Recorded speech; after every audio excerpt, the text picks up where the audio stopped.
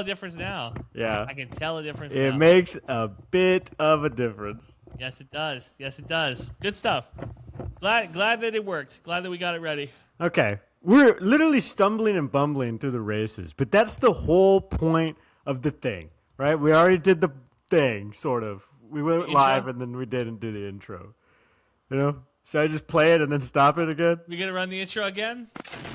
Let's fire it up, baby. F it. Tired of winning the tailgate, but losing the games? I just heard this. We can't help that. I feel like I'm having deja But vu. we can tell you what the hell is up with each team and what's going on across sunny San Marcos. Texas State fans, get on your feet. You're listening to Squarin' Around with Jacob Rodriguez and Andrew Zimmel.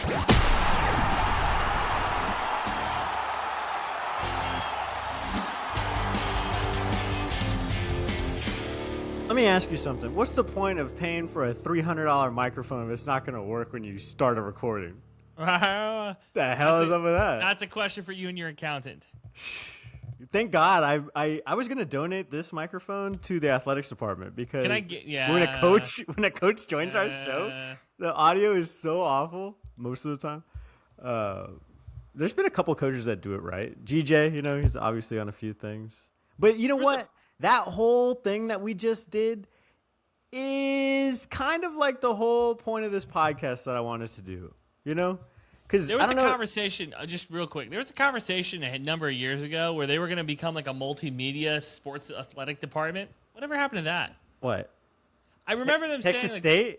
Yeah, I remember them saying we want to do like more social media. We want to do more. Like they're doing good on social media, but we want to do more podcasting, more YouTube videos. Are they doing good on social media? Or are these just Chat GPT graphics now, dude?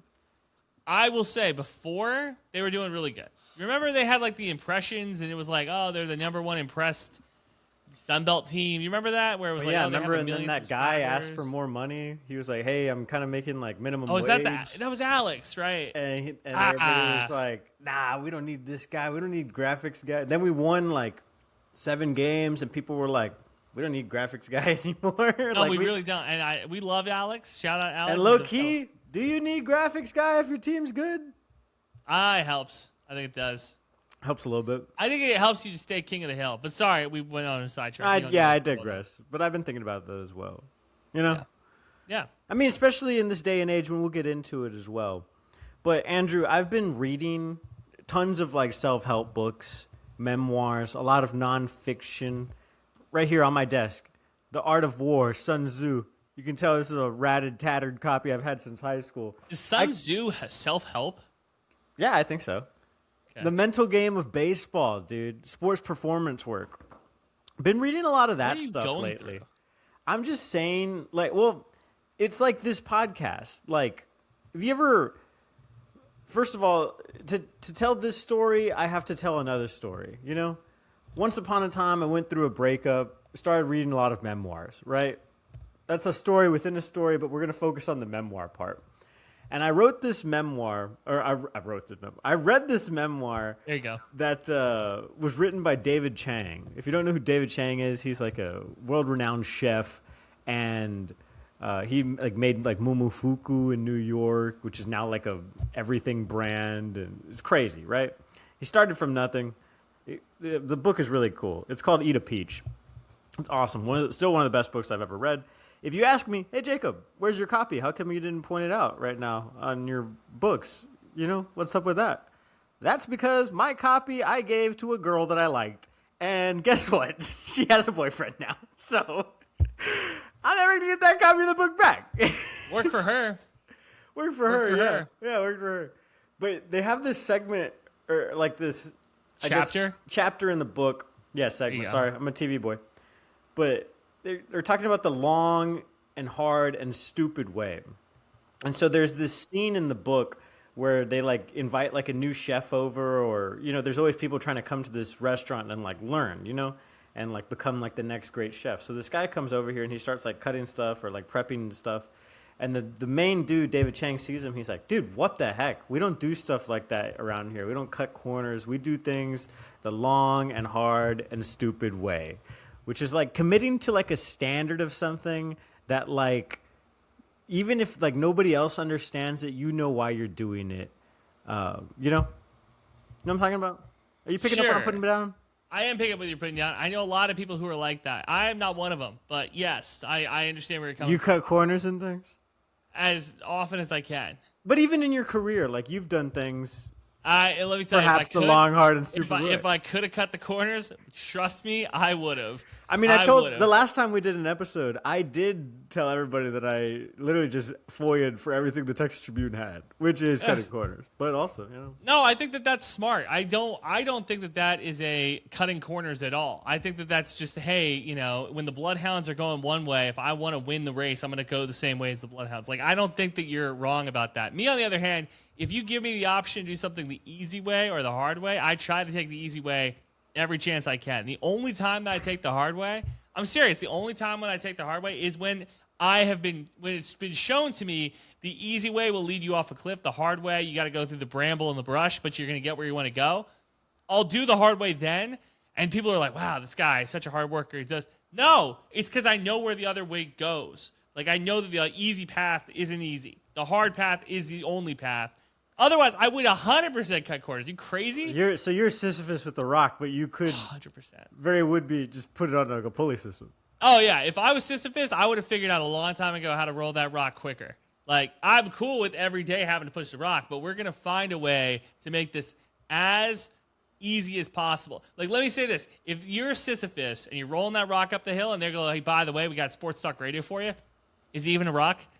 Like, I couldn't tell you. But the rock is the rock. I don't know. My whole thing with this whole preamble that I just did is that I believe Texas State has committed to the long and hard and stupid way when it comes to building athletics departments culturally. Absolutely the F not. Are you crazy? Are you kidding me? Did you even look at these show notes? You think that they did it the right way? I think, well, I don't know if it's the right way, but it's the long, hard, and stupid way to do it, for sure. That I can get behind. That's what I just said. I wanted to make sure that we do not conflate. Yeah, you're right. The long, hard, stupid way. Well, that's why I did the whole thing where I was like, it's not even. Did you even read maybe the right way to do things sometimes? Yes. You know what I'm saying? That's fair. But who's to say what's right and wrong? You know? Me, Monday morning quarterbacking. Like, I thought this would be a healthy episode to do though, as we're counting down the days. For sure. When we officially join the Pac-12, which is next week. Yes. I do not disagree. Countdown, and the Pac-12 is getting hyped up and pushing out these ChatGPT-ass graphics and some other things. But there are things to be excited about, and I think culturally, for sure, Texas State is one of them. Right? I agree. Okay, I hear you there. Now you're on board? I am on board now. I can get on board with this. I just thought you were looking at, like, it's very difficult for me because we both were around long enough to recognize the beginning of this. So you think about the stuff that came prior. You go like, hey, this entire thing could have happened 10 years earlier if we just did things the right way or the long, hard, stupid way in 2006 instead of 2016, right? Like, you could have made life a lot easier for yourself. So I have a tough time when we talk about like doing things the right way. I'm like, actually, this athletic department, for the most part, not doing things the right way historically. But I will say, since the DC era, yeah, okay, I can get behind it. I can get behind it that we're doing things the right way. And the people who have tried to cut corners, a la GJ Kenny, didn't really work. You want to go out? You want to go get like a Jacob DeLora type easy fix to your quarterback problem? Not so fast, my friend. Not so fast. Not so fast. And look, you're also your best quarterback in maybe 30 years, if you really want to say, like 25 years. If you want to go back to Barrick Neely, like Brad Jackson was a guy who came in as a freshman, a redshirt freshman, and then like developed. That's not easy to do. It's not easy to develop guys. It's very easy to microwave the last quarterback who was at an FCS school or a last quarterback who had a good backup career at another Power 4 school. That's an easy thing to do. It's very hard to get somebody to come in and then build them up. So, yeah, you're correct. We are doing things the stupid, long, hard way. Yeah. Hey, look at that. Came to the same conclusion. Yeah. I mean, you know, different paths to get there. Which, shout out Tristan's girlfriend, Maddie, who is on the Camino de Santiago. Do you know how many ways to do the Camino de Santiago there are. You know, it's that big hike through Spain. Is there one? No. There's about 10 or 12 different ways to do it. And immediately, I asked Tristan, I was like, do you think Maddie, your girlfriend, has what it takes to complete the fastest known time from, the start of the trail to that big, basilica, I guess, that they, finish at? And it's 10 days. He was like, no, immediately. Well, no shit. What type of... I was just wondering. Hey, do you think your girlfriend could beat something that nobody else has done? No. Dude, she's been training. Just saying. More after the break. Okay, cool. Yeah. Hey, do you think someone's going to break the world record marathon time? Absolutely not. Good call. You're not saying anything we'll be right back. Know. Yeah. Exactly. We not telling anybody we don't already know. That's almost you're almost setting him up to be a bad boyfriend. You're like, hey, do you think your girlfriend can do this thing? No. Then she's going to be like, why doesn't he believe in me? Actually, it's a very logical reason. You know what got my brain thinking about this too, and I'm sure you guys have seen it on the Twitters and the Facebooks and the Instagrams, but I saw coaches still tweeting they're in high school again, eye emojis, and that was a thing that we made fun of 4 years ago, literally, Squaring Around season 1, when we were like, what are we doing over here? But now we're getting and this is hashtag not a recruiting podcast at all, but now it's we're getting into fights on stuff with UNT fans about who's ranked higher on 24/7 Sports and amongst the Pac-12 people, which is kind of cool because we didn't have that for the longest time ever, really. Can I be honest with you? You don't care? So, this podcast for the longest time was for the people who have jobs who cannot keep up with what's happening on social media, what's happening in the athletic department, all that stuff. And it was you get to hang out with two dudes who are kind of in the know that kind of know things. Mm-hmm. I have a job now. I saw those tweets. I was like, what is going on? I am so lost. What are we arguing about? I'm seeing screenshots from all-time wins. Who cares? What are we doing? This was so... Everybody that gets in fights on Twitter, I'm like, how do you guys have time? My day and your day is a... You get in fights all the time on Twitter. What are you talking about? What are you talking about? All the time. It's once a quarter that there is a... The last time I got into a fight was when the Louisiana people dunked on me. That was it. And that was one-sided, by the way. I literally said, peace be with you. I used the words of Jesus to deflect the anger of the Cajuns from me. It's once a quarter at least that you come on the podcast and then before that, mea culpa, that's on me, shouldn't have done that. It's once every 3 months. I feel like I've gotten a lot better at it, honestly. No. I think it was a lot more, but whatever. I committed to the long, hard, and stupid way of building an audience, too. I agree. All right, we're good there. No, so, yeah. But you saw the tweets, too, and you still don't care. Not that I don't care. I was just lost. It took me a minute to figure out, where we were going with this. When your first interaction to the, beef or the first interaction to, the scuffle or whatever is people posting, all-time win records. You're like, where? Now I got to go 15 tweets back to find out what Don we're talking Draper, about. honestly. I don't think about UNT at all, ever. No. I don't even... They have a good journalism school. Don't think about them either. I don't think about them at all in anything I have 2 UNT things. We beat them in a bowl game, and when I went there on my official visit, they told me it was Dallas, and it was very much not Dallas. That's it. I don't have anything. Denton is fine. UNT is fine. We could do this whole show there, too, because they call their downtown district the Square as well, or Fry Street, or whatever. Yeah. It's fine. The best thing UNT ever gave us was Mean Joe Green. That's it. That's it. I'll never forget seeing their entire media, group, walk out, and, they were in, identical, shirts as the coach was. And I was like, these guys are a bunch of nerds, dude. Well, that's where we got the... And then it's Kev wears, his bolo tie and stuff for, the big games. That's cool. You and me always kind of swank it up. I think the last time we were out there, though... I think I look better now. Yeah, hey, maybe we should boss up, dude. Yeah, I saw some pictures from the first I was in a game. suit in the first bowl game. You were in a... I look bad. What were you wearing? Not a suit, a collared shirt and jeans, and I look fat as hell. Awful pictures. I got some good pictures. Anyway, I just thought those guys all look like nerds compared to us. I bought and paid for. That's what I felt. Yeah. So anyway, the long, hard, and stupid way, rooted in doing things slowly, intentionally, and allowing time and the fruits of both hard work, consistency, standards, and discipline to find results, not being necessarily result-driven, you know? Yeah. Have things always gone that way? I think you and I both kind of alluded to that, right? Jaden DeLora, the entire year 2 of G.J. Kinney, I think, was horrible. I still think that team should have, like, really lived up to a lot more, like, expectations. Like, there was a reason they were getting votes, like, preseason, because they were that good, I thought. I will continue to say that year 3 was worse than year 2. Year 2 had more expectations. Year 3, there was way more heartbreak. There's so many overtime losses that were just unexcusable. Yeah. Basketball, we can talk ad nauseum about both teams, but specifically the men's team.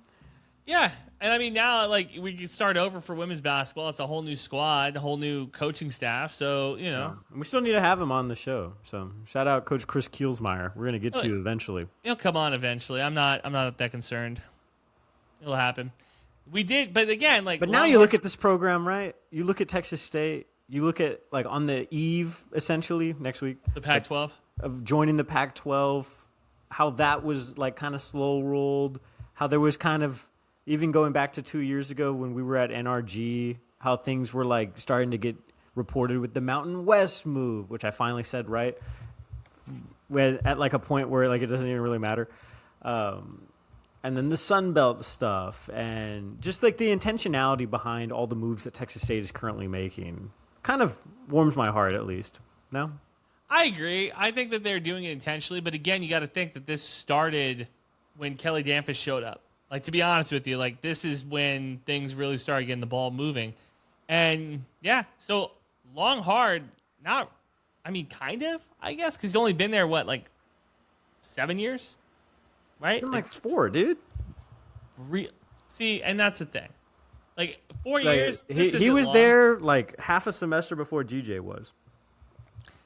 Yeah, like this is not long at all. Like, in the grand scheme of things, we are moving at a lightning fast pace. In 4 years, we went from being a terrible team in the Sun Belt Conference to now going to be a average team in the Pac-12. That's huge.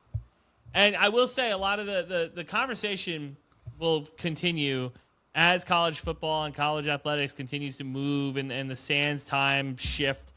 I don't imagine Washington and Oregon State are going to be in this conference long term, right? Like, I think at some point they're going to go to either the Big 12 or another conference. But while we have them, might as well have them. Might as well have a fun time with them. And if Texas I don't know, like, State, what would behoove them to leave? money. You think they're getting paid, though, like, from somebody else? Who wants them? They're the island of misfit toys. Let me tell you, in the arms race that is college Plus, athletics, they own the rights to the conference. So, like, not for long, my friend. Not for long. Yeah, I know, but, like, you know, when that money does switch up, it'll be different, I guess. When that charter gets rewritten, it's going to come into it similar to Oregon State, Washington State, where it was the last two remaining. It's going to be the last two teams in this conference that get to keep the conference. So maybe Texas State will be the lone rights holder to this conference in like 5 years. And then we start the Lone Star Conference. Us.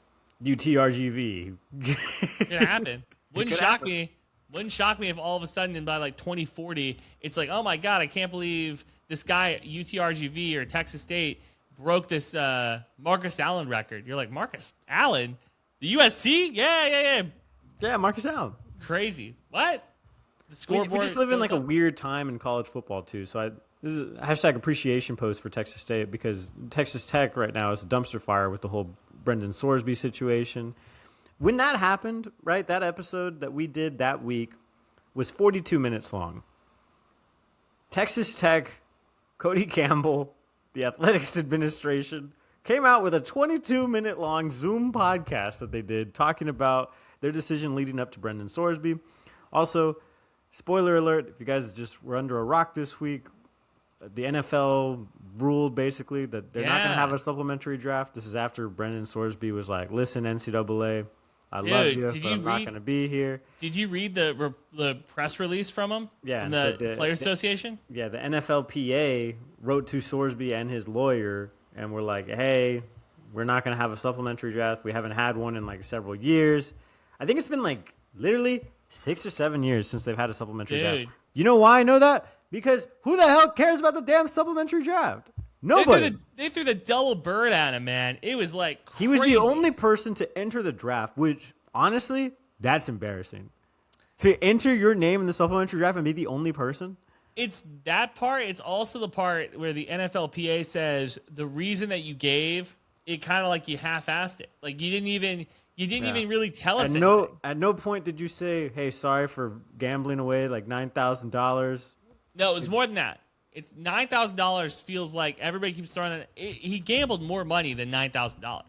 Yeah. Like he gambled a lot of money. So my point is, like the NFLPA has never protected the players. The NFLPA is arguably the worst of the players' associations.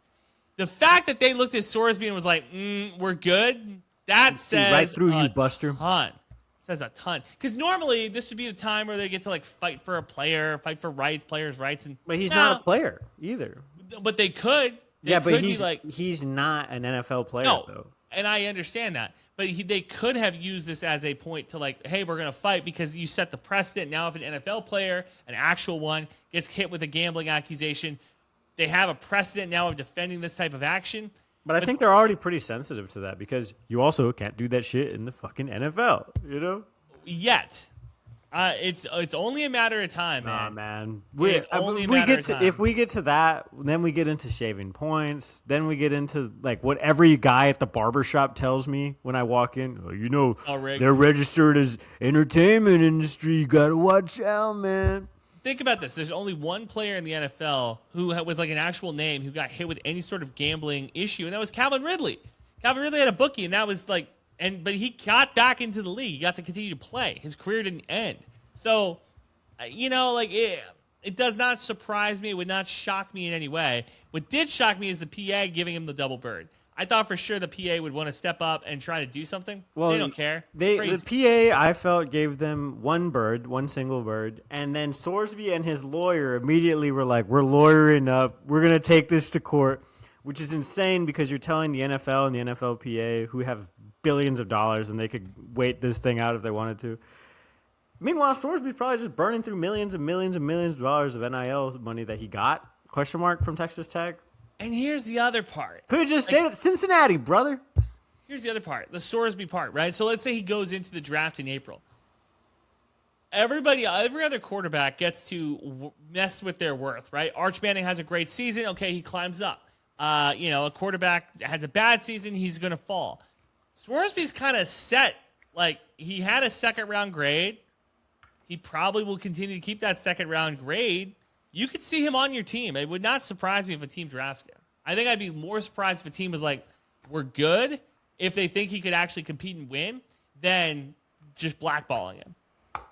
Yeah, I mean, I was kind of surprised that I guess he couldn't just become a UDFA or whatever that process is. I guess you have to declare by a certain time that you're interested in that process. But interesting. Because they also even said you should turn your focus on like the April draft, the April one, exactly. Yeah, I'm excited for him. I hope he gets to do a pro day at Tech. That'd be the funniest outcome of this whole thing. This is sick. During this recording, my camera also switched to the other one also. Look at my resolution. I look like a freaking Minecraft character now. I don't think it looks that bad. Well, you look like you're in 4K. So the Sorsby part, you talk about the difference between doing things the right way and the wrong way. Texas Tech obviously is just throwing money at a problem. Texas State is not doing that. Texas Tech throwing money, being bad. Texas State not doing that.